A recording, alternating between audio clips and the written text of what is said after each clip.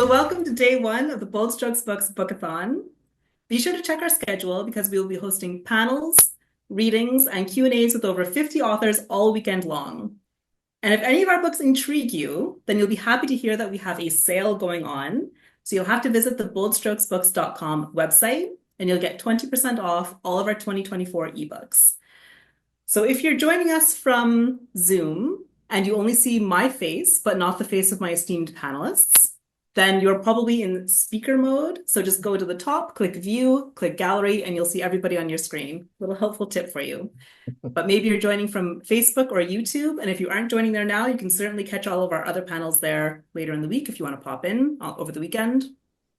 And I hope you enjoy. So the topic of this panel is apologies. The topic of this panel is genuine, and we're going to be talking about creating realistic characters. I am your host for the next hour. My name is Jane Walsh, and I write Regency romance. So think Bridgerton, but a lot gayer.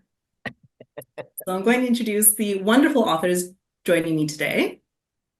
But just before I do that, actually, if you have any questions for our panelists during this hour, you will see a Q&A box. And if you want to drop something in there, feel free. We'll try to check in and answer it by the end of the session. Otherwise, you are totally free to chat in the live chat role at the side of the screen. But we might not see questions in there. If you pop them in there, put them in the Q&A, and we'll be sure to check in. All right, so let me introduce the four authors actually currently here with me. So we'll start with Suzanne Lenoir, who lives in Cincinnati, Ohio. Her first book, A Talent Within, was a 2024 GCLS Goldie Award finalist in both the debut novel and science fiction fantasy categories.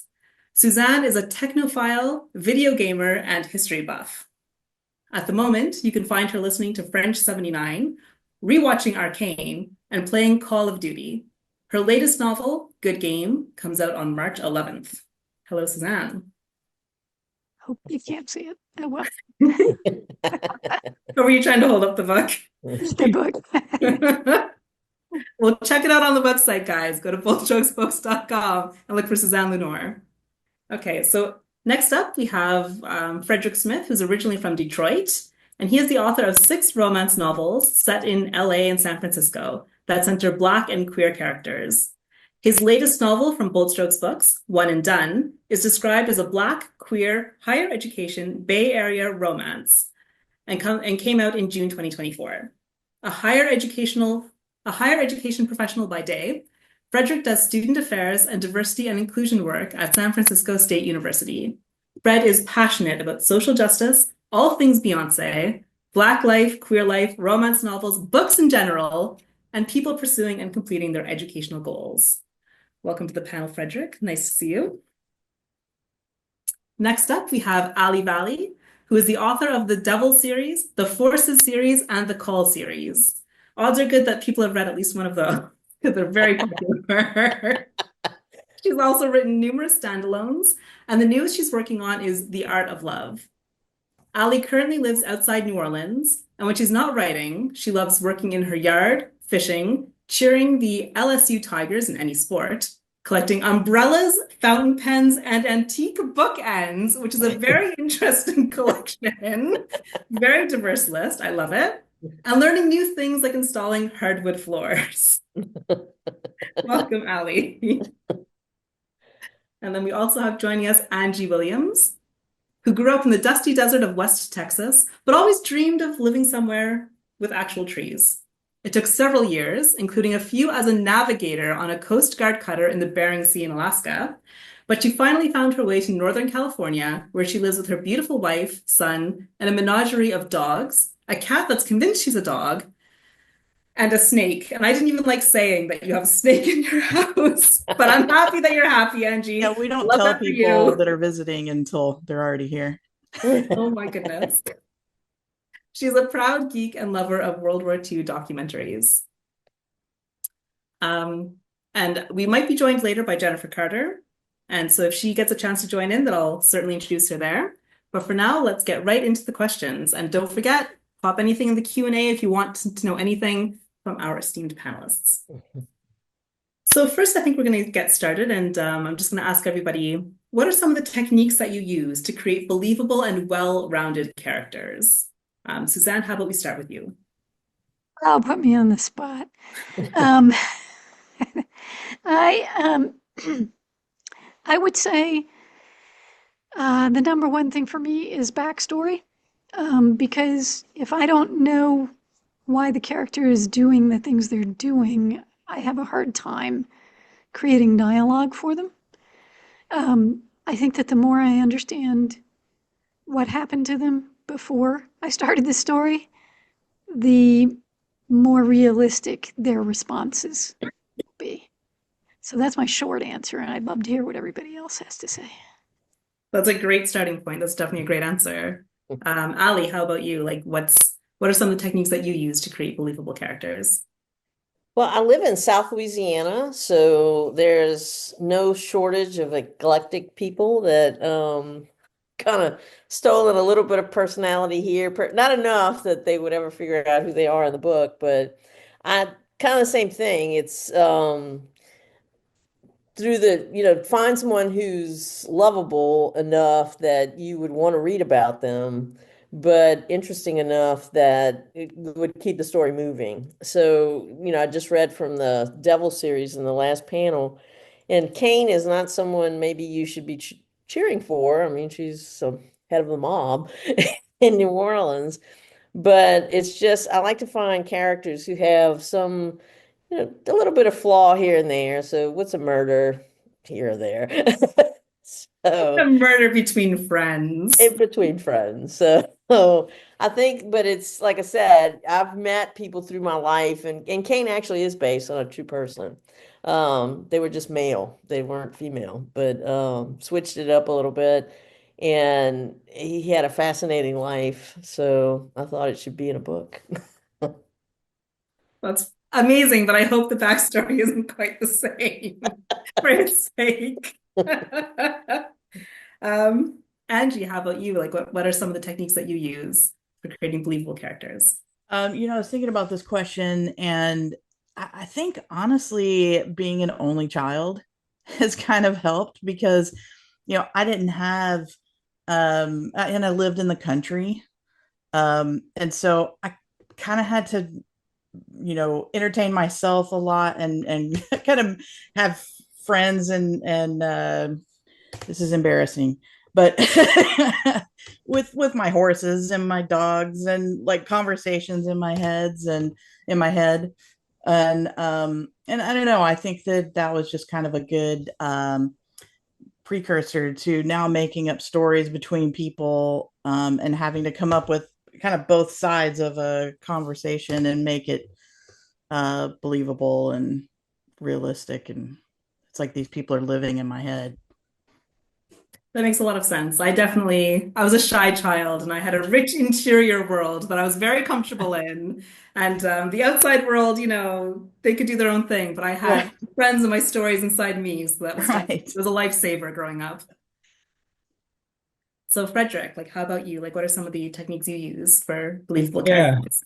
So for me, because I write primarily romance and male romance in particular, since love and relationship are generally a focus of romances, I always think through what are the characters' prior experiences with love and relationships, or not having had experiences with love and relationships, and what drives them toward the want and the attraction and the meet cute part of the romance. And then like what is it that they want? Whether it's so specifically, if I'm talking about romance, what do they want with love, and in a partner or a potential partner. But then I also think through all the other areas of a character's life too, like who are their family members, who are their friends and found family, and how do they interact with those that are around them in their circles. And then also because most people, in my novels anyway, have to work. What are their work lives like as well? And what is it that they're doing that's fulfilling their lives? That's not fulfilling their lives, and how does that bump up against or interact with their pursuit of love and relationship in the romances that I write? I think you're totally right. Like, there's so much meat there for like the the family and the friends and the culture and the for sure like the motivation and the goals. Like that's how we relate to a lot of characters, and it definitely creates a lot of realism when we relate to those motivations and how they found love and all that great stuff that you find in romance novels, which I have very near and dear to my heart. Um, let's see what's up next here. So a lot of you did touch on things like culture and backstory. So when you're developing your authentic characters, it is important that they fit inside the right culture and setting of the book. Like you can have a character that by themselves is realistic, but if you put them in the wrong setting, it is not realistic at all. Like it doesn't make sense. It does not work. So what comes first for you, like when you're writing? Like, do you come up with the setting first or the plot or the character? Like what is the driving force for you, for like most of your books or the most recent book in particular? Angie, do you want to tackle this one first? Sure. So my most recent book, which is Heart Divided, that one came up because I am a World War II documentary nerd, and I was just thinking about my family's from New Mexico since the mid 1800s, and I wondered if New Mexico had anything to do with look at the oh my God, the Civil War, and so I started researching that and found out that it had a huge part to play in the Civil War, and I talk about it in the book quite a bit. So if you're curious, go read the book. But I thought, I love stories where women like are fighting wars, in the past and as a man, and so I had intended to write that.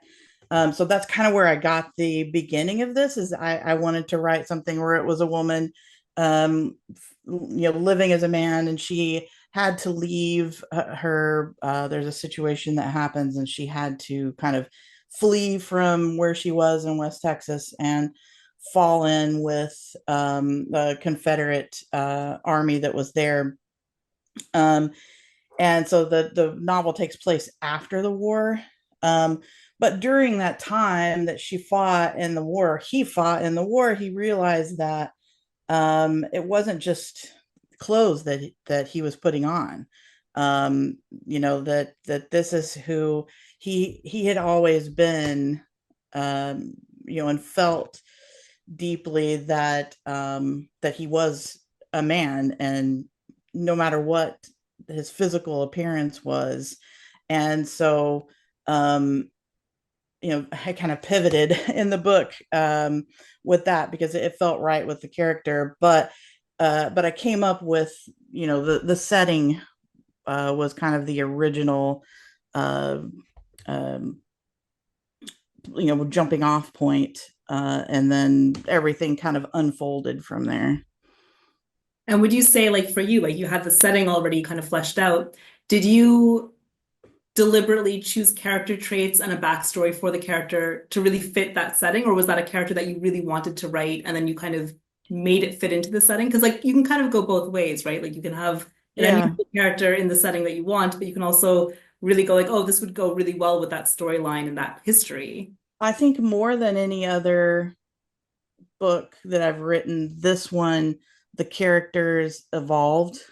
I started with the setting, and I started with one thing that I thought it was going to be, but as I was writing it, I realized that wasn't right for this character, and partially that I wanted to write something that said, trans people have been around. Nobody called it, there wasn't that term, but that those people were living their lives from the beginning of humans, and that it isn't something that is more modern. Like it's always been there. And so I felt like this character fit into that, mold, and I wanted to tell his story. And then the love interest is the widow of a Union soldier. And so, A Heart Divided is just kind of, her husband died in the war. And then here comes this ex-Confederate soldier that she falls in love with and doesn't even realize that, you know, that he was born, you know, into a woman's body until they've already fallen in love. And so she has to think about when she eventually finds out, do I love this person or do I love something that I think I'm supposed to love? Right. You know, someone that I think I'm supposed to love. It sounds fascinating, and I really appreciate seeing these trans narratives in our historical fiction. Like, I also write historicals, and it's really important, I think, to have the focus on queer identities as being something that, you're right, like they've been around forever. Like, it's not new, like it's not a 20th century construct, as much as some people like to say that maybe it is, but it's something that we've been dealing with for millennia, really, like these identities, even though we didn't have the words for it. So thank you very much for that and for bringing that to light. Frederick, Rick, how about you? Like, how important is it for you to have the characters before the setting, or do you go for setting or plot first? Like, what's the process for you? Such a great question. So for me, my settings are always where I'm currently living because it's what I know, where I live, where I know the current details of the location. When I first started writing One and Done, I was going to set it in LA because that's where I've lived for where I lived for most of my writing life. Recently moved to the Bay Area, and as I was writing LA, I was like, I haven't been there in 4 years. I don't know what's changed, what's authentic, and things like that. So I usually write where I am, and that's the setting. But I think that when it comes to characters, like I think it's important to think through how does the character interact with the setting? So the setting almost becomes a character. Like how does the character get around the town or the city on public transportation? Or do they have to own a car to get around? What are the freeways? Like in LA, we talk about take the 405 to the 5 to the 10 to the 20 and things like that. Or is it a place like San Francisco where it's very walkable, or that there's great public transportation that people hop on? And so I think through how do characters interact like physically with the setting in terms of creating scenes, and how do we go from one scene to the next and how do they get there? The other thing I think with setting that really influences plot and character is like, especially if you're writing around people who know their identities and are empowered in their identities, how do they see themselves fitting in, not fitting in with the setting, with the city, with the town, or even a made-up town? What are the politics that they navigate around being in such city? How do they also, interact with people who are like them and not like them in the setting? What are some of the gender and racial and class politics of a setting that would influence how a character would interact, not only within, but also with the people around them? And so those are some of the things I think about. And then the last piece, when it comes to plot, for everyone who does not know, romance follows a formula, and so the plots can come pretty easy because romance follows we know it's going to be a happily ever after, we know it's going to be a third act breakup, we know it's going to be build up and things like that. So that part can be pretty easy, but I think that when we think about setting and character, I think that they intertwine. I think that also develops the characters even more as when we get in the writing and we see how do they interact with setting and specific places too. I like to use real names in my places to give a sense of realism for readers,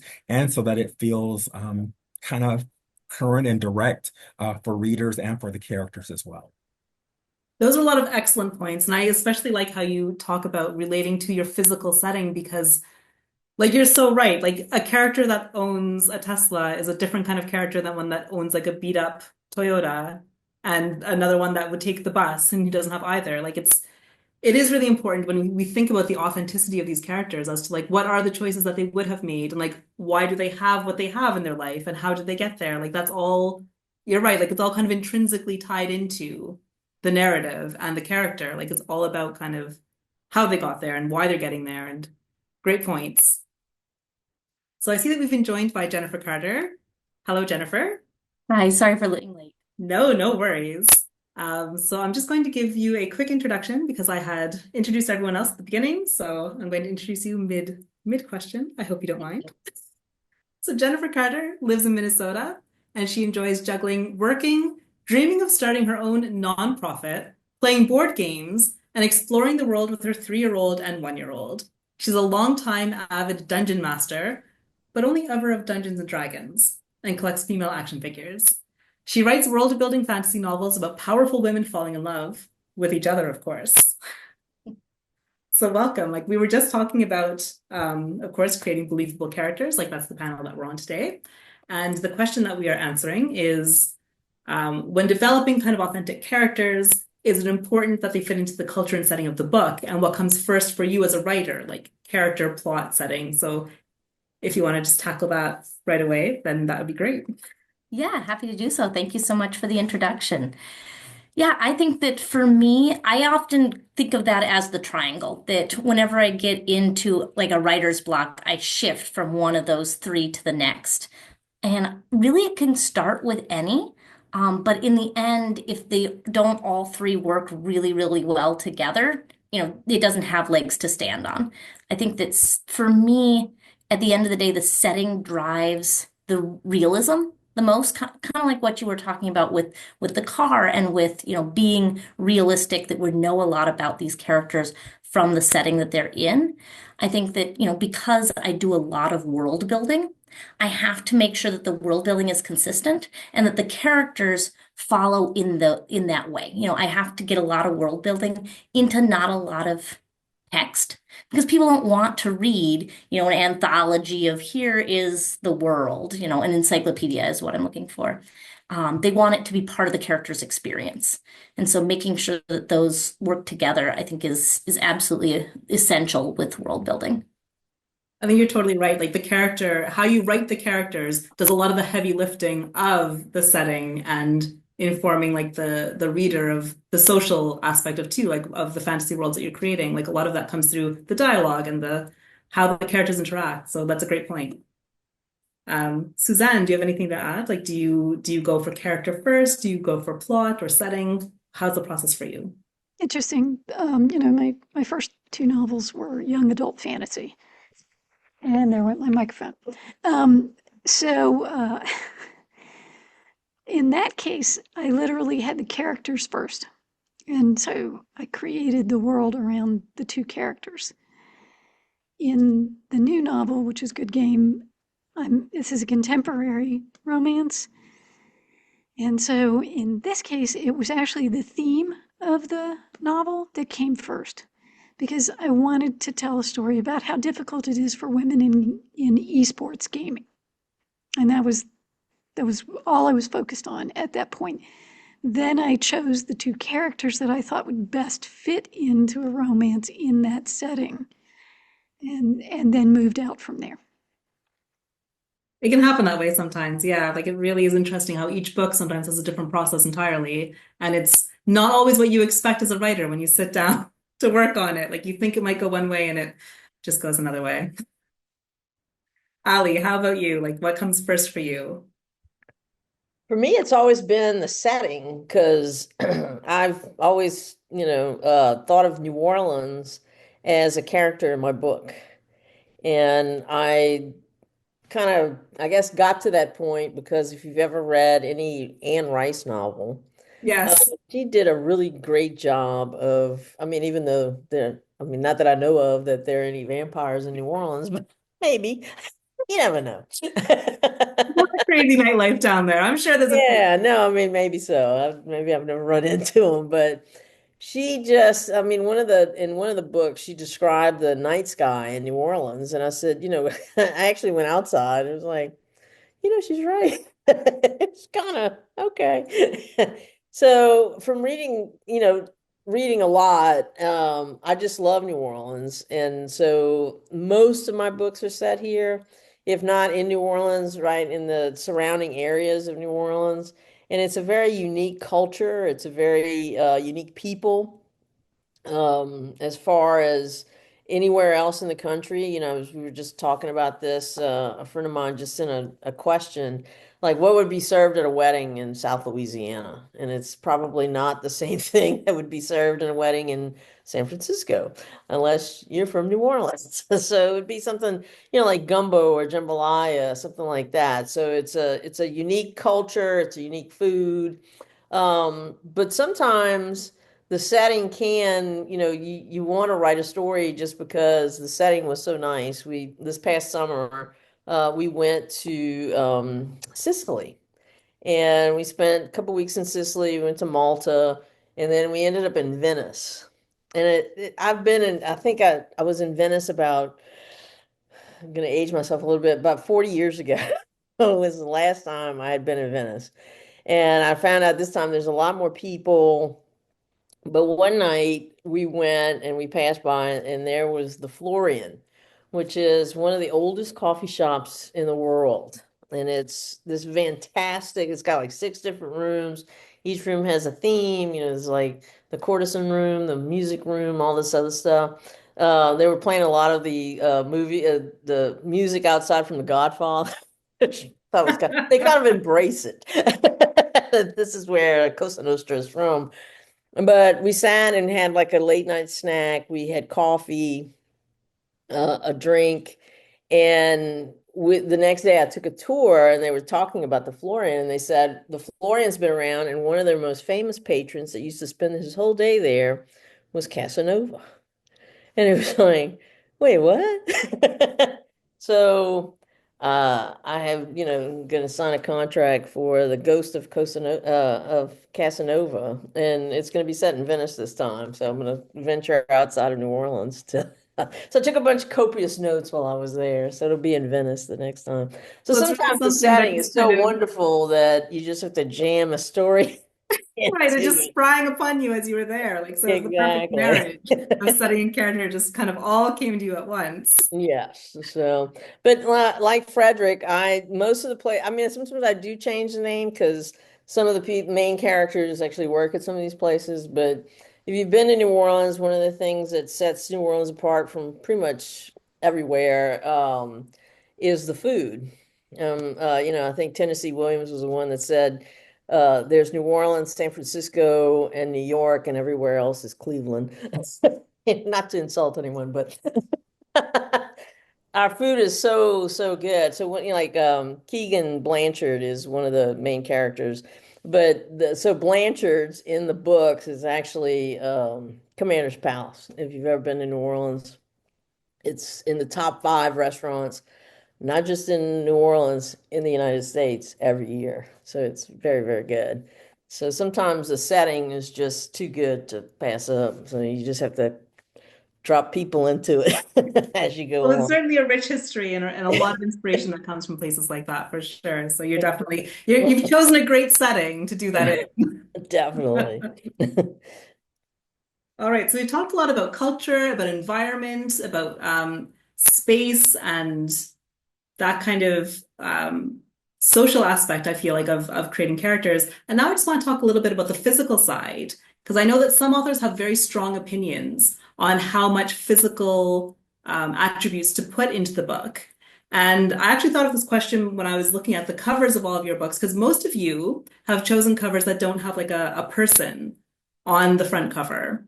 And I thought that was a really interesting choice. So I wanted to talk about what is important to you. Like, is it important to put physical attributes on the page? Do you want to leave it to the reader's imagination? Like, what is your thought process on this? So if we want to start with Frederick, because you actually have an illustration on your book. I do. I have people on my cover, one and Yes. done. It's a Black queer higher ed Bay Area romance set in the Bay Area, San Francisco. And for me specifically, this is okay, out of my 6, I only have 2 with people on them.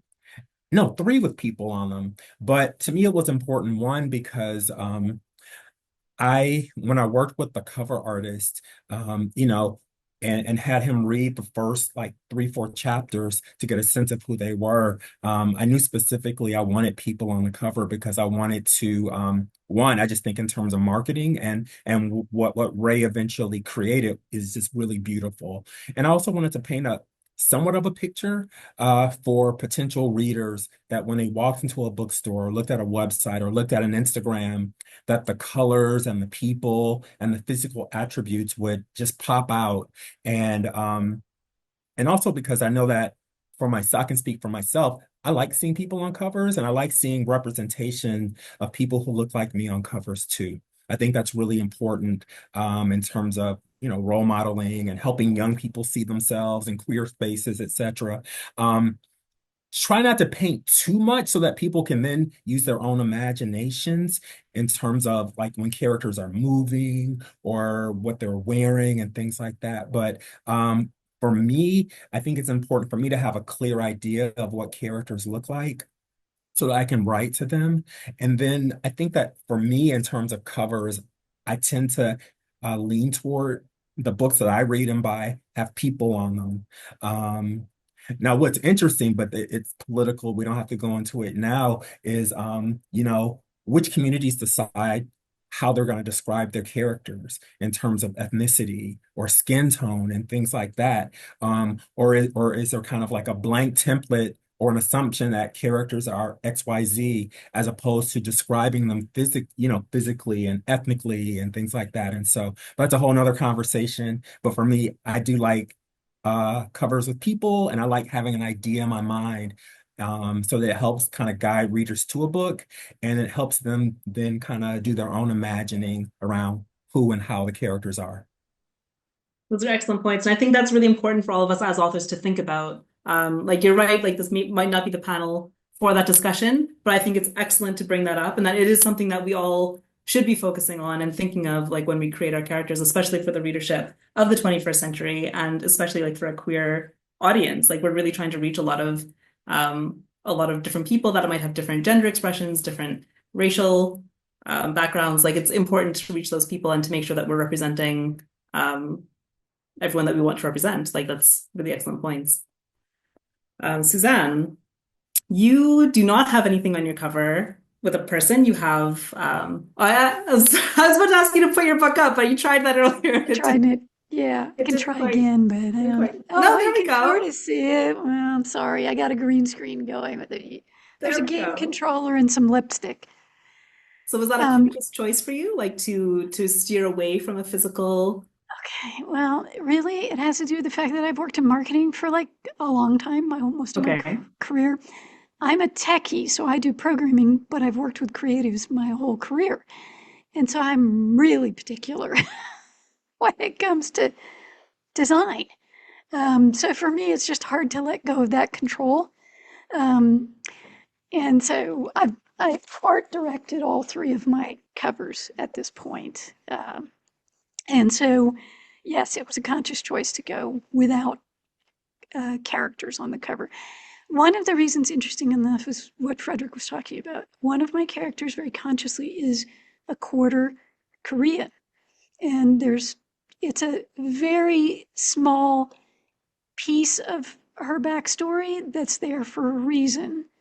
But it is not the focus of the novel. So when I was writing, I had to be very careful with that. I give her certain characteristics, like I think it's important to understand that she's more mask than the other character, the one that the lipstick represents, who is much more on a high femme sort of scale, high heels and dresses for her job. And so when I had my sensitivity reader read the book, we were on the same level. My sensitive reader is part Korean. And she said, do not mention in any way, shape, or form things like not having double eyelids or, there's just things that are stereotypically Asian. And she said, don't use them. Just don't use them. Just make it obvious that she's Asian early on in the book, in the dialogue, and then move forward from there. And so it was very much important to me that these characters, the descriptions of them are more about how they, to Frederick's point, how they move, a little bit about how they dress, but not in exceptional detail. I think that is really interesting because it's true that you can get a really clear picture in your mind just from reading, and your mind fills in all the things that aren't written. And we do end up as readers, like with a very clear idea sometimes of characters and characteristics because we fill in those spaces ourselves with how we see it. And it can be really helpful to have less, you know, it can be really helpful. So it's interesting to have that approach. Angie, how about you? Like you have somebody on the cover, but it's kind of a three-quarter, it's not a very distinct photo. Like it's a photo, but it's not a full front face photo like that you have on your cover. And was that Yeah. a conscious choice to steer away from something so Um, specific? well, part of that is my wife is an author who's been writing for a very long time, and she has always believed that, you know, she doesn't like putting characters' faces on the cover. You know, she believes that that you should, you know, you can have people, but let the reader kind of fill in the face.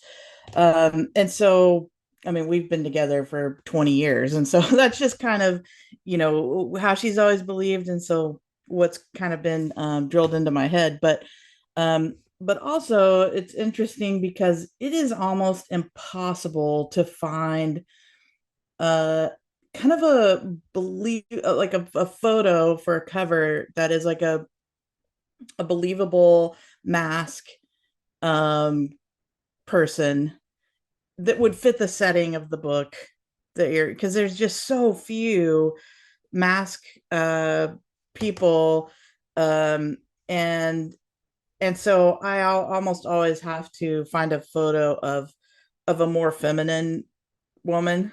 But it bums me out. Like I wish I could have a more mask, you know, person on the cover, or even a couple. I'm more of I crush on Mary Ann over more than Ginger.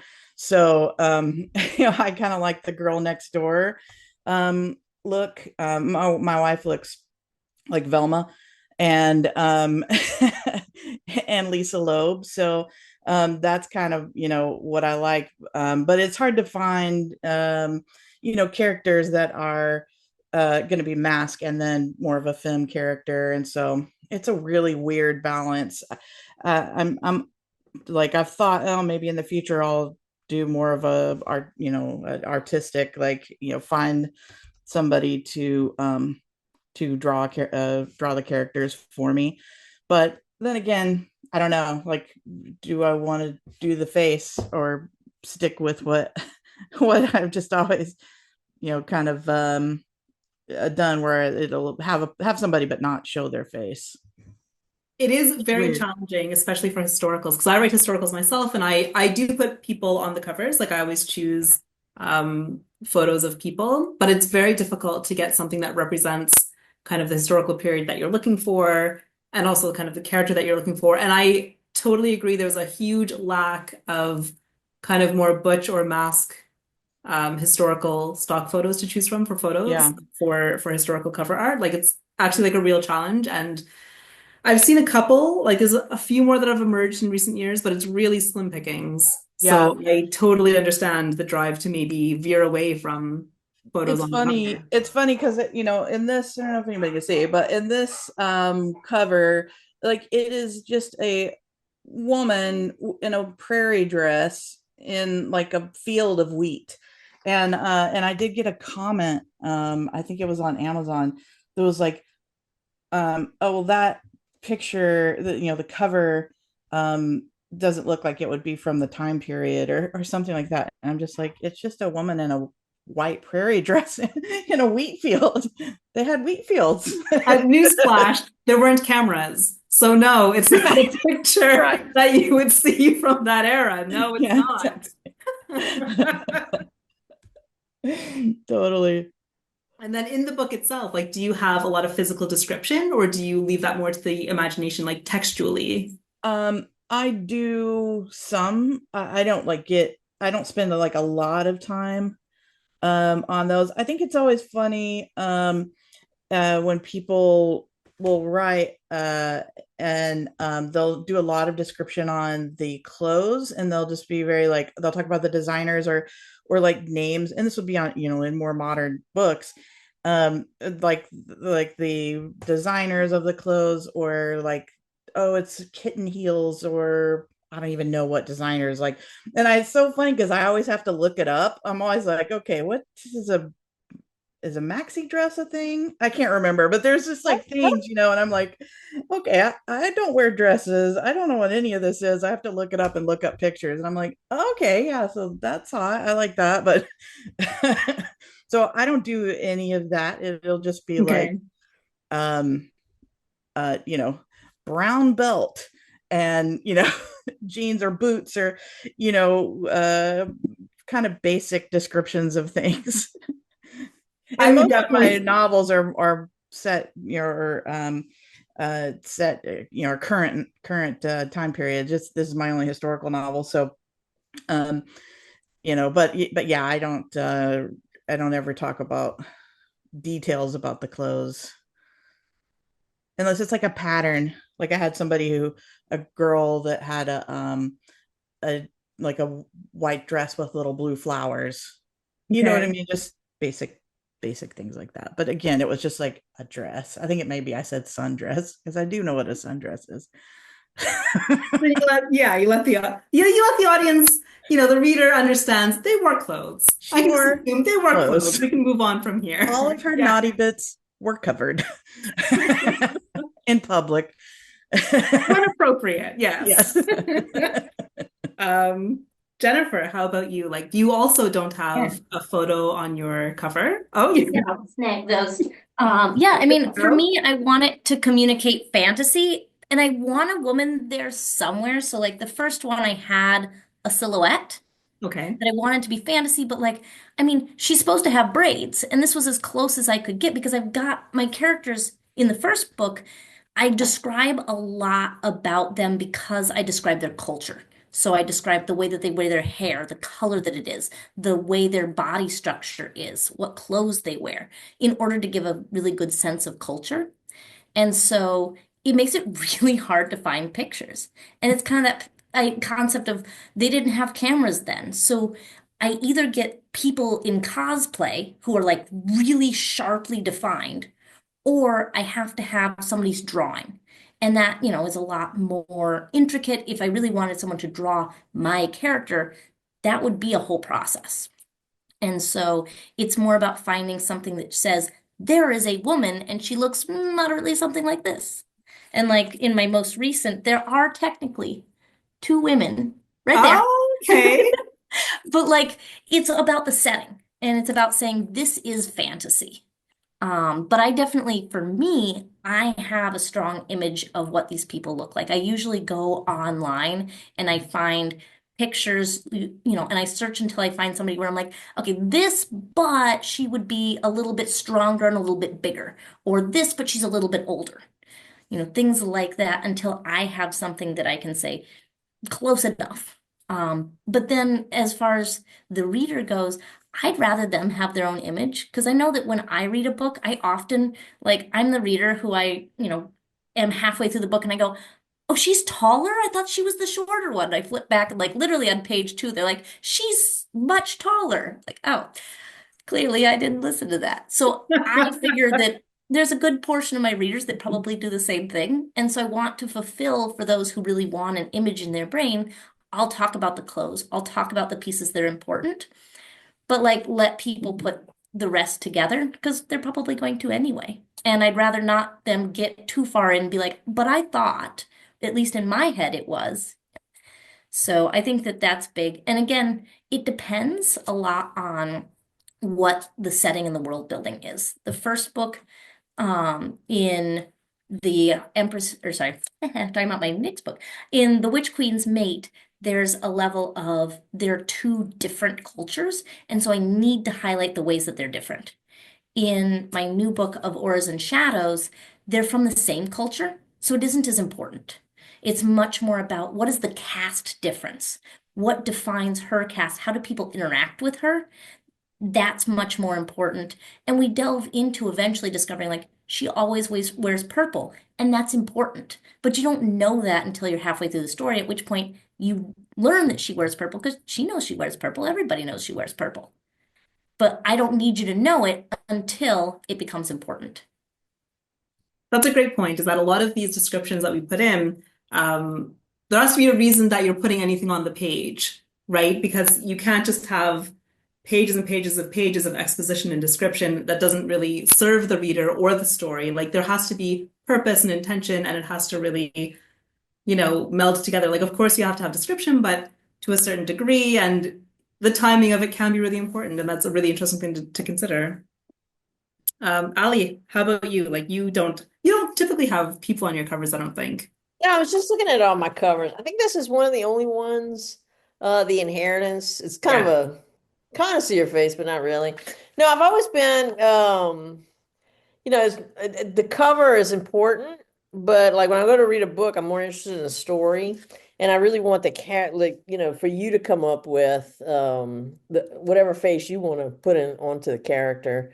I will give general descriptions, as far as who's taller, who's shorter, uh, color of hair, eyes, but I'm not going to go into like detailed facial, and nothing like that. As far as clothes, I never really worried about it until I wrote a book where one of the main characters was a designer. So now I know more about clothes than any butch in America. Because it's like you have to know, like an A-line, and like you said, not just say, oh, it's a sundress. No, she was a clothing designer. So you need a little bit more description. I And then gotta I say, was I read that one. That was the one, Beauty and the and the boss. yes, yes, it was a green cover with it had Yeah. like a little figure. Like I read that book years ago, Yeah. And and so I work in fashion, which is why I read it. Very believable. Very good job, Ali. Ali. that's why I said, well, I guess I can do research because I would love to write a historical novel, but I'm too lazy to do the research. And I went to, I think it was in Saints and Sinners. Uh, Gene Redmond's partner did a thing about, people who really are into historicals or, Renaissance books or anything like that. If you put a button in there, they just lose their shit. And I'm like, well, okay. God forbid I put a zipper. They didn't have them That's a back deal breaker. then. That's a deal It's breaker. a deal breaker, and Yeah. they would not read the book. So I said, but when I did write that one, I was like, well, if you're gonna write something, and then I'm trying to think, I was working in I think it was a wedding, and so I said, well, they bought this beautiful wedding dress, and the editor was like, we need some description. So It was beautiful. What more do you need? exactly. So I ended up having to go through like, Vera Wang's collections and go through some of this other stuff just to see like what, I mean, I've seen it. I've been to a wedding. I don't live under a rock, but I don't look at it and say, oh, well, that's like, a high-waisted A-line dress with, off the shoulder. That usually is not the first thing that pops into my head. Right. So, yeah. So, I mean, now I do pay a little bit more attention to what they're wearing just for, usually one of my characters has a kind of an affinity for starch white shirts because so do I. You can't go wrong with the classics, that's for sure. Exactly. So yeah. So no, like I said, it's very seldom that I put anybody on the cover, and that's just really why I would like the reader to get involved in the story, kind of get sucked into the story more, and then come up with their own idea of what the character should, what in their head, this is what this person looks like. Uh, I'm gonna give you some general hints to get there, but I'm not gonna do the whole thing for you. Well, this has been a really fascinating panel, and I wish we had more time to go into more questions and more depths, but we are wrapping up now. It's been almost an hour now, so I want to thank everybody. You've been an incredible panel. And I just want to ask everybody, just before we sign off, to choose one character from your recent book and describe them in 3 words. So it's kind of a lightning round. So Suzanne, we're going to start with you. One character, 3 words. Go. And I'm going to go with Lauren Johansson, the marketing exec. She is a driven people pleaser. Ooh. Frederick, you're up next. Dr. Taylor James is determined, motivated, and goal-oriented. Angie, how about you? One character, 3 words. And I forgot to do this part. Let somebody else go before me. I forgot to. Allie Valley, you're up next. All right, the latest book is Kane Casey. So I would say great problem solver, determined, and aggressive. Jennifer, how about you? Yeah, Erin manages to balance being both exceedingly conceited and exceedingly selfless, and devoted would be her third word. Very intriguing. Angie, do you have a Okay, final that's answer? me. Okay, so I'm gonna say Jack, and I'm gonna say innocent, open, and loved. Great words. Really lovely. So it's been a pleasure having you all here. I hope that you, the audience, have enjoyed watching this panel. There's another one just after this. So if you want to go register or pop into YouTube or Facebook to go watch, that would be amazing. And there's 2 more days of panels, readings, Q&As coming up your way, Saturday and Sunday. Make sure to check out the schedule. There's a lot of great stuff going on. So have a great evening, and we hope to see you soon. Thanks. Thanks, everyone.